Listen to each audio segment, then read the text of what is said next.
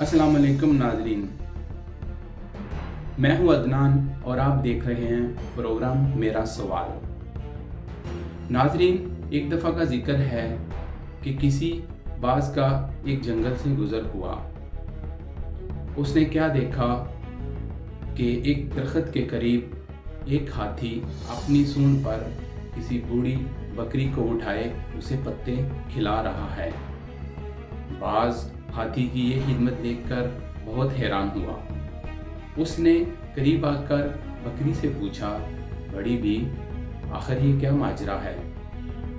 बकरी ने कहा कि देखो, ये बाज जब छोटा था तो इसकी माँ इस दुनिया से रुखसत कर गई, और जब उस वक़्त का बादशाह शेर था, उसने मेरी ड्यूटी लगाई कि मैं इसकी खिदमत करूं।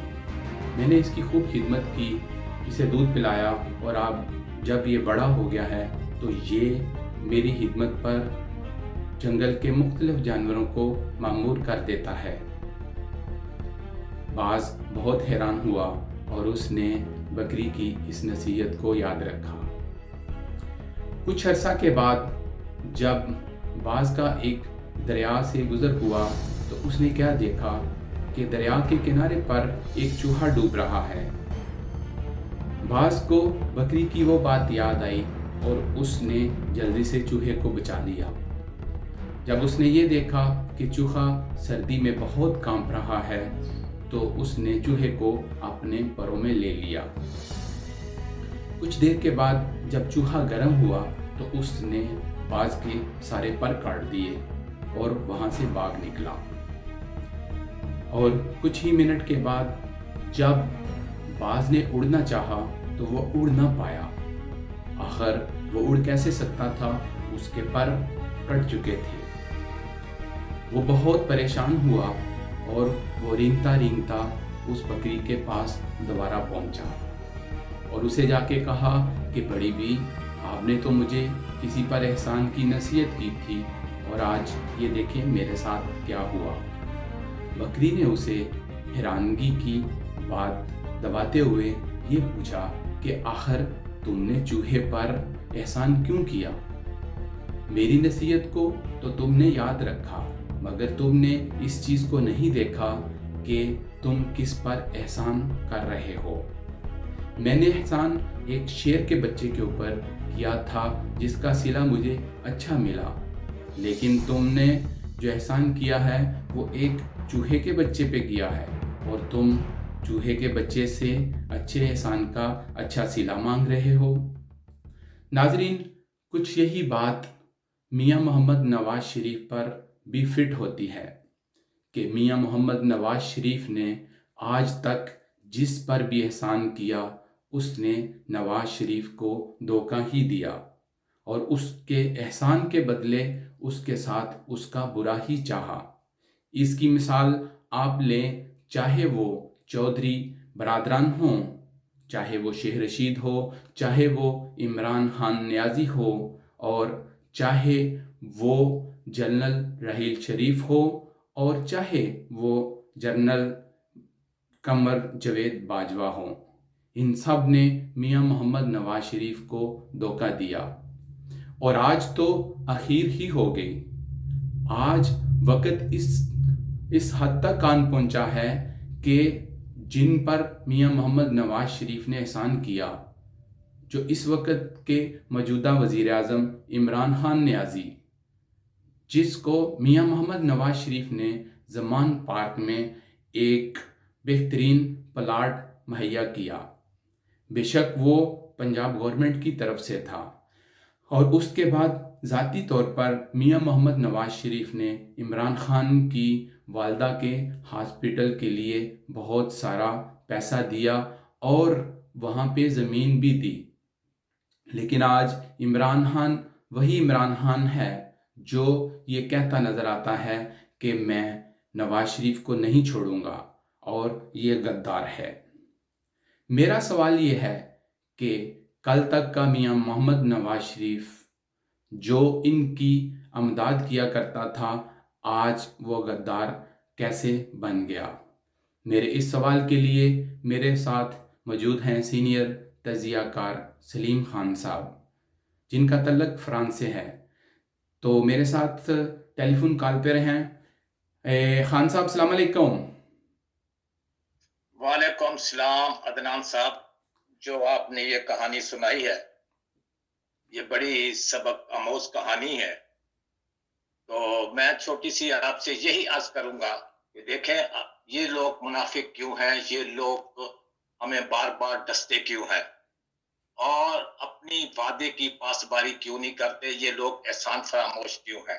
اس کی مثال میں آپ کو یوں دیتا ہوں کہ آج بھی ہم برٹش اور امریکن اسٹیبلشمنٹ کے غلام ہیں. 1870 میں برٹش نے ایک قانون پاس کیا تھا کہ جو فوج کی مخالفت کرے گا اس کا سر تن سے جدا کر دو اور اس کو غدار قرار دو. یہی سلسلہ اب ابھی تک جاری ہے، ابھی تک ہم غلام ہیں. دیکھیں سانپ کا کام ہے ڈسنا، آگ کا کام ہے جلانا. آپ ان پر جو مرضی احسان کرو کیونکہ ان کی جبلت میں ہے، ان کی نیچر میں ہے. جبلت کیا ہے؟ ایک فطرتی عمل ہے. جبلت جو کہ عادت تو بدل سکتی ہے لیکن جبلت نہیں بدل سکتی. جی بالکل. can be changed, habit جو ہے وہ can be changed, not the nature. کیونکہ ان کے خون میں یہ چیز رچ چکی ہے کہ ہم نے ان پر حکومت کرنی ہے، ہم نے ان پر راج کرنا ہے، ہم نے ان کو کرنا ہے اور ہمارے کہنے پر یہ لوگ چلے. آپ سے یہ نواز شریف نہیں ہے. بھٹو کے ساتھ ہی اسے ایسے ہوا، سور وردی کے ساتھ ایسے ہوا، سب کے ساتھ ایسے ہوا. سور وردی کے ساتھ ہوا، فضل الحق کے ساتھ ہوا، مجیب الرحمان کے ساتھ ہوا، بے نظیر کے ساتھ ہوا، نواز شریف کے ساتھ ہوا. ہر اس حب الوطن کو یہ لوگ غدار قرار دیتے ہیں جو کہ آئین اور قانون کی بات کرتا ہے. اور یہ نواز شریف میاں نواز شریف نے قانون کی بات کی ہے، آئین کی بالادستی کی بات کی ہے اور اس پر غداری کا لیبل کس طرح لگ سکتا ہے. جی یہ یاد رکھے میری بات یاد رکھے کہ اس ملک کے وسائل پر اور سیاسی فساد پر ایک قابض ٹولہ ہے جو کہ بہت طاقتور ہے. پہلے جب وہ یہ سیاستدانوں کو ختم کرتے ہیں اس پر چور پر لیبل لگاتے ہیں، جب وہ لیبل ناکام ہوتا ہے پھر 200 دھمکی دیتے ہیں، جب 200 دھمکی ناکام ہوتی ہے پھر ان کے پاس آخری حربہ کیا ہوتا ہے، وہ غداری کا سرٹیفکیٹ دیتے ہیں جو کہ انہوں نے دے دیا. جی میرا آپ سے دوسرا سوال یہ ہے سلیم خان صاحب کہ ابھی حال ہی میں عدالت نے سابق D G I S I جو اسد درانی، جنہوں نے انڈیا کے سابقہ جو را کا وہاں کا چیف تھا، اس کے ساتھ مل کر ایک کتاب لکھی تھی متحدہ ہندوستان، اور اس کے عوض جب کتاب جو ہے وہ بازار میں آئی اور لوگ بڑے حیران ہوئے اور پریشر بلڈ ہوا عوام کی طرف سے، اور افواج پاکستان نے ان کو کورٹ مارشل کرنے کے لیے ان کا کورٹ مارشل کیا تو نہیں، لیکن ان کو سزا کے طور کے اوپر ان کی پینشن جو تھی وہ کاٹ دی تھی. اب یہ جو ہلکی پھلکی سزا تھی اپنے ہی فوج کے اتنے بڑے جرنیل کی، انہوں نے پینشن دوبارہ بحال کر دی ہے. کیا کہیں گے آپ؟ جی بات یہ ہے کہ دیکھیں وہ ذہنی طور پر دیکھیں نا 1870 سے ذہنی طور پر وہ اپنے آپ کو مالک سمجھتے ہیں، پاکستان کا مالک سمجھتے ہیں، سفید اور سیاہ کے مالک بن کے بیٹھے ہوئے ہیں. وہ یہ سمجھتے ہیں جو ہم کام کرتے ہیں وہ درست ہے، جو سیولین کرے گا وہ کام چاہے اس کا درست بھی ہو، ان کی سمت بھی درست ہو، وہ کہتے ہیں کہ یہ بات غلط ہے. اسد درانی نے آپ کو جیسے علم ہے کئی ایسے رازوں پر پردہ اٹھایا ہے جو پاکستان کی سالمیت اور انٹیگریٹی پہ بہت بڑا سوالیہ نشان ہے. تو وہاں تو بولتے لوگ. اور دوسری بات میں آپ کو مشرف جس نے پاکستان کا آئین توڑا، پاکستان کے لوگوں کو بیچا، کیا وہ حب الوطن ہے؟ اور جنہوں نے ریمنڈ ڈیوس کو نور خان ایئر بیس سے فرار کرایا، کیا وہ لوگ حب الوطن ہے؟ نہیں، وہ حب الوطن نہیں ہے. حب الوطن ہے میاں نواز شریف. نواز شریف بار بار آپ کو کہہ رہا ہے کہ آئین کی پاسداری کرو اور قانون کی پاسداری کرو. نواز شریف کہاں سے غدار آیا؟ بھائی آپ کے سامنے ساری سٹوری ہے. جو اب میں تھوڑی سی یہاں پر تشریح کرنا چاہتا ہوں کہ غدار کے what is the meaning of ٹریٹر. غدار کے کیا معنی ہے؟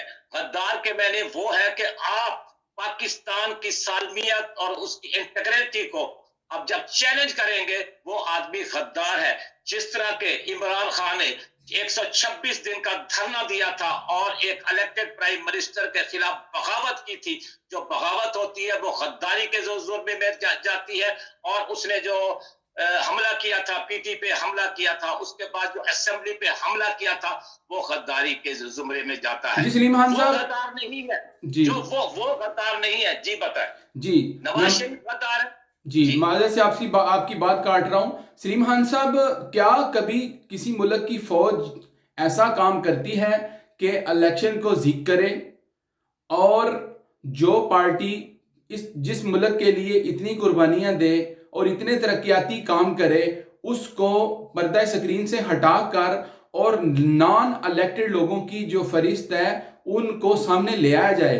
अभी ये देखें, शहबाज गिल, जुल्फी बखारी, फयाजुल हसन चौहान, अनिल मुसर्रत, ये तमाम कादियानियों का टोला है।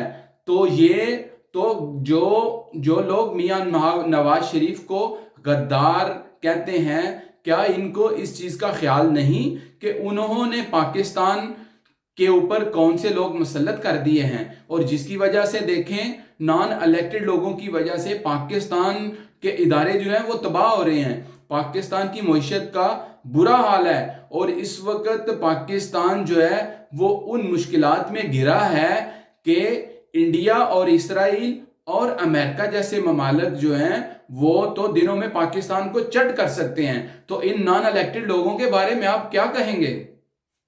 जी, गुजारिश ये है कि अदनान साहब, मैंने पहले आपसे अर्ज की थी, वो ज़हनी तौर पर वो अपने आप को इस मुल्क का मालिक समझते हैं। आप कौन है? आप तो खामखा है।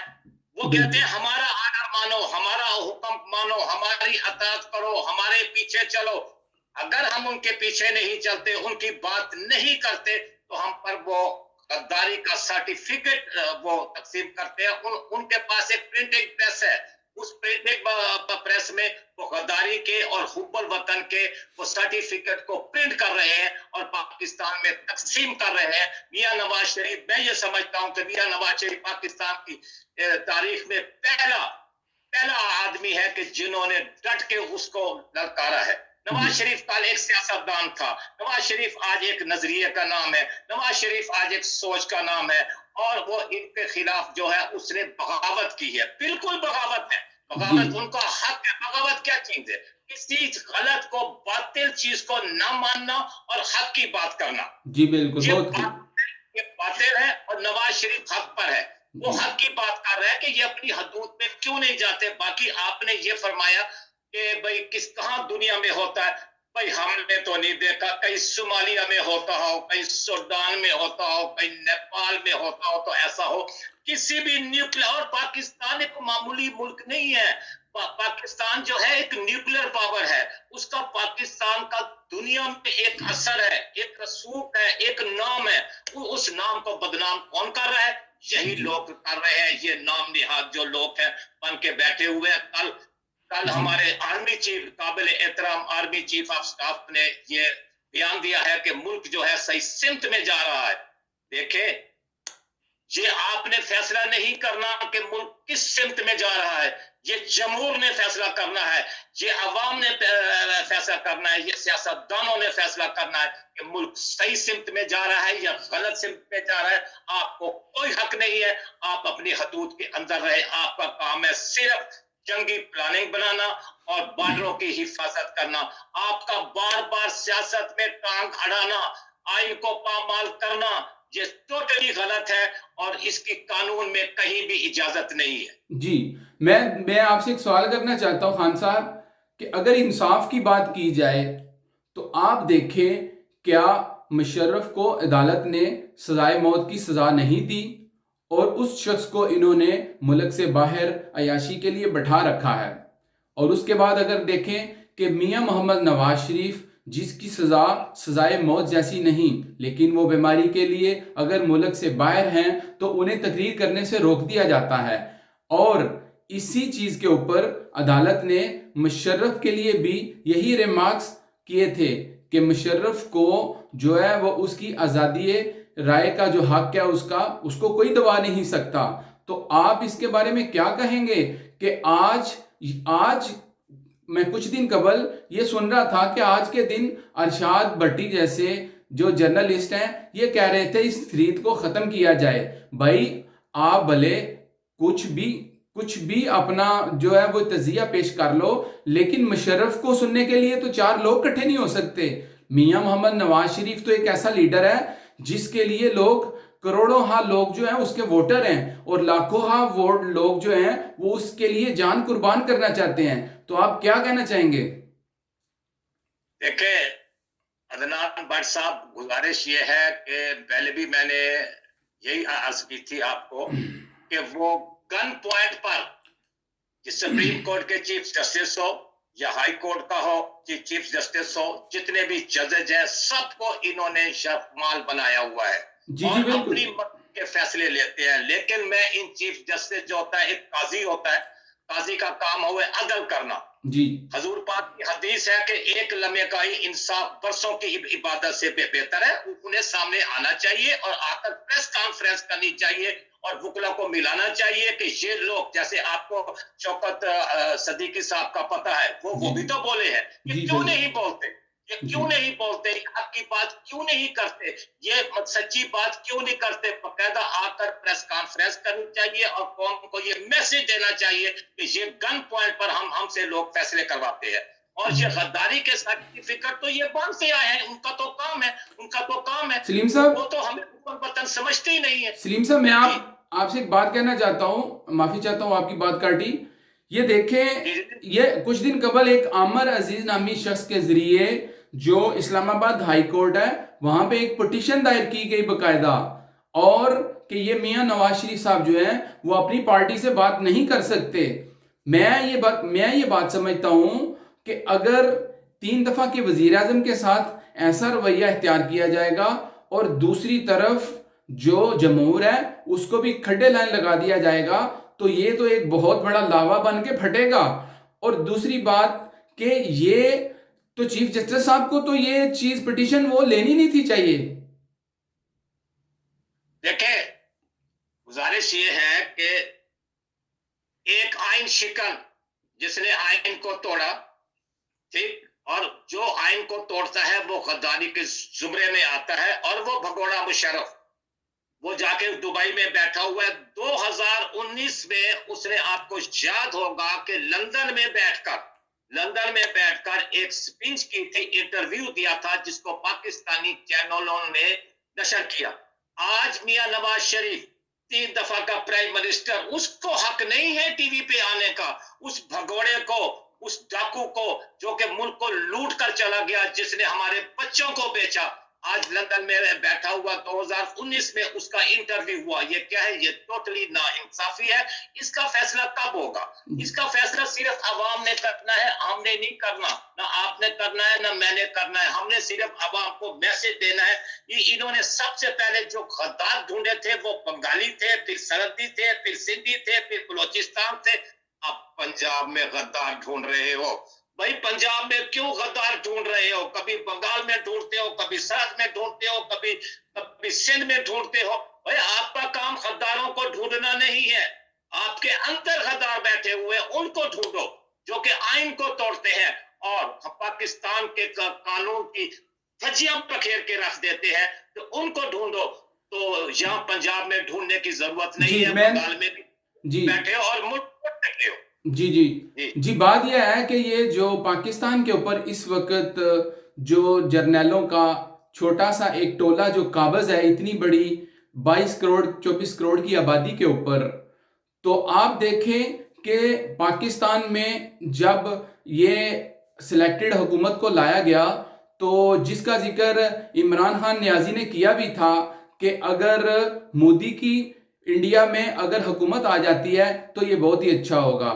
کچھ مہینوں کے بعد جب 2019 میں 5 اگست کے دن انڈیا نے وہاں پہ اپنے لاز کی امینڈمنٹ جو ہے اس کو وہ بدل کے کشمیر پہ اوپر وہ ایسے قابض ہو گیا قانونی طور پہ کہ جو اقوام متحدہ کی پاکستان اور انڈیا کے درمیان دونوں کی جو قراردادیں ہیں ان کی اب کوئی اہمیت نہیں رہی.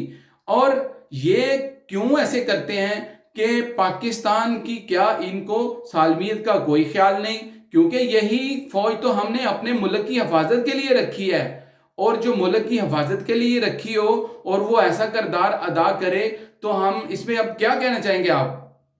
جی، بات یہ ہے کہ میں پہلے بھی دورہ بیٹھا ہوں، یہ لوگ جو ہے نا یہ ہے برٹش مینٹیلٹی کے لوگ ہیں، امریکن لوگ ہیں، یہ پاکستانی نہیں ہے، صرف ان کے نام مسلمانوں والے ہیں. یہ اپنے آپ کو لکھتے ہیں کہ نیشنلٹی پاکستانی نہیں. پاکستانی آپ تب بنو گے جب اپنے ملک کے ساتھ، اپنی سرزمین کے ساتھ آپ وفادار رہو گے.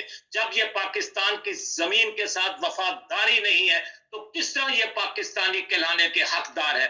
یہ نہیں ہے. صرف یہ گن پوائنٹ پر تمام فیصلے کرا رہے ہیں، اور اس کا فیصلہ کون کرے گا؟ میں آخری بات کرتا ہوں، پھر میں آپ سے اجازت چاہوں گا. گزارش یہ ہے کہ اس کا فیصلہ میں نہیں کر سکتا، آپ نہیں کہا. ہم لوگ محسوس کر سکتے ہیں طاقت کس کے پاس ہے. جمہور کے پاس طاقت ہے، جمہور کے پاس طاقت ہے، عوام کے پاس طاقت ہے. اگر عوام جس طرح نکل رہی ہے، جوش و خروش سے، ہمت سے، جرأت سے باہر نکلے گی، یہ 8-7 لوگوں کو بھگانا کوئی مشکل کام نہیں ہے. جس طرح میاں نواز شریف نے کہا ہے، تو یہ لوگ اندر چلے جائیں گے. اور ان کو میں بار بار کہہ رہا ہوں کہ ان کو چھوڑنا نہیں، ان کو سزا ملنی چاہیے. ایک آدمی ریپ کرتا ہے تو پھر آ کے معافی مانگتا ہے کہ مجھ سے غلطی ہوئی ہے، نہیں، وہ معافی کے قابل نہیں ہے. بعض گناہ جو ہے وہ معافی کے قابل نہیں ہے. ایک آدمی ریپ کرتا ہے، یہ قتل کرتا ہے، کہتا ہے جی جیسا مجھے معاف کر دو، نہیں. یہ انہوں نے ملک کے ساتھ کھلواڑ کیا. جی بہت شکریہ خان صاحب، آپ کے پاس ٹائم بھی بہت کم تھا، تو بہت شکریہ آپ نے ہمارے ساتھ جو ہے وہ صاحب جب بھی آپ کہیں گے میں آپ کے ساتھ ضرور آؤں گا. بہت شکریہ، جزاک اللہ. میں نے جو بات کرنی ہے اپنے وطن عزیز کی بات کرنی ہے، ماشاءاللہ بہت اچھا. یہ میرا ایک فرض ہے کہ میں اپنے وطن کی بہتری کے لیے بولوں. بہت شکریہ. اللہ حافظ. جی بہت شکریہ. جی یہ تھے ہمارے ساتھ فرانس سے سلیم خان صاحب، جنہوں نے اپنا ایک تجزیہ پیش کیا پاکستان کی موجودہ صورتحال کے اوپر. تو دیکھیے ناظرین کہ پاکستان اس وقت کس حالات سے گزر رہا ہے. یہ تمام چیزیں آہستہ آہستہ عیاں ہوتی جا رہی ہیں. آپ اندازہ کریں کہ پاکستان کی اس وقت سلیکٹڈ حکومت کے جو نان الیکٹڈ لوگ ہیں وہ کس طرح کے بونڈے الزامات کبھی میاں محمد نواز شریف اور کبھی مریم نواز پر لگا رہے ہیں. جو شخص اس ملک میں 3 دفعہ اقتدار میں رہ چکا ہو اور جس نے اس وطن عزیز کو اپنی جان سے زیادہ محبت کی ہو، اور کن کن مشکلات کے ساتھ جو ہے وہ اس نے اس ملک کو ترقی دی ہو، تو اس کے ساتھ ایسا ناروا سلوک جو ہے وہ قابل مذمت ہے. تو یہ نان الیکٹڈ لوگ جو ہے یہ ایسی باتیں کرتے رہیں گے. عوام کو ان پہ کان دھرنے کی ضرورت نہیں. پہلے بھی انہوں نے الیکشن سے پہلے جس قسم کے جو الزامات لگائے تھے آخرکار وہ جھوٹے ثابت ہوئے. اور آج پاکستان کے حالات جو ہیں وہ اس قدر برے ہو چکے ہیں کہ پاکستان میں لوگ روٹی سے عاجز ہو چکے ہیں. اور اس نان الیکٹڈ گورنمنٹ کو الزامات کے سوا کچھ بھی نہیں مل رہا. انہیں تو چاہیے کہ عوام کو اچھی دوائی مہیا کریں، سستی جو ہے وہ اناج مہیا کریں. تو یہ اس وقت بارہا الزامات لگاتے جا رہے ہیں. اور یہ وہی لوگ ہیں جن پر میاں محمد نواز شریف نے ان پر احسانات کیے. تو ناظرین، حضرت علی رضی اللہ تعالیٰ عنہ کا ایک قول ہے کہ جس کے اوپر احسان کرو اس کے شر سے بچو. آپ نے پروگرام دیکھا، آپ کا بہت شکریہ. پھر نیکسٹ ڈے انشاءاللہ ایک نئے ٹاپک کے ساتھ دوبارہ حاضر ہوں گے. اللہ حافظ.